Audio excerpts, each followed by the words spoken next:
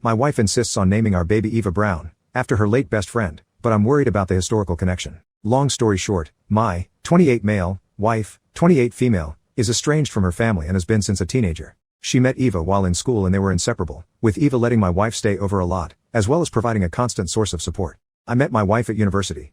Unfortunately, Eva died suddenly a year into our relationship. I had met her a few times, and she was lovely. My wife was understandably devastated. 2 years ago, we married and she took my last name, Brown.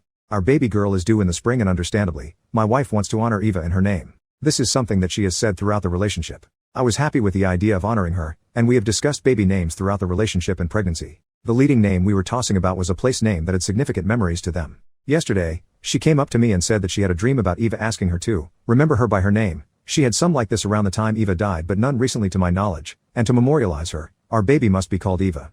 I said absolutely no way. She said why not, and I reminded her of the historical figure, Eva Braun, pronounced Brown, wife of probably one of history's most evil figures, and reassured her that we will tell our kids about Aunt Eva, and she'll always be remembered, but my wife refused, saying it has to be her name. She says few will make the link to the historical character, and she won't be bullied at school. She said she had fell out with the place name, and a family member has had a baby recently with a similar name, think Brooke to Brooklyn. I suggested things to do with Eva, such as her birthstone or honoring her through a middle name, or even names that had Eve or Eva in. Anything besides Eva itself. She started crying and said that she won't name the baby anything else, and it's the ultimate way Eva can live on. I said it's a crappy situation, and if we had literally any other surname we would, but I literally can't. Not only am I extremely morally opposed, I work in a field where if there was wind that I named my child Eva Brown, my work could be at risk. She's saying I'm making excuses, and not supporting her as she is putting in a lot of effort to having this baby. This resulted in a fight and now I am on the couch for the second night in a row. Some of our friends are saying I'm being dramatic, but my sister, the mother of Brooke, is telling me that if she continues to register the baby without her. To be honest, I'm leaning that way if she continues not to compromise. I'm really not sure what to do. I feel really bad, but we can't name our baby Eva.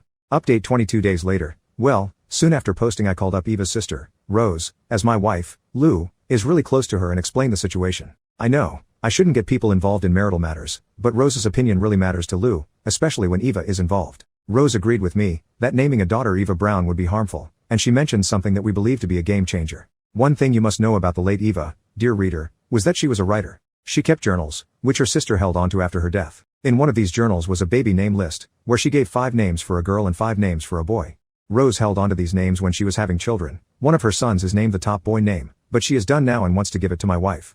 But we believed we have to introduce this carefully, so we launched a game plan. The next day, I sat down with Lou, and said on no uncertain terms would our daughter be called Eva. Brown is the only surname we have, and Eva is not something I'd feel comfortable pairing with it.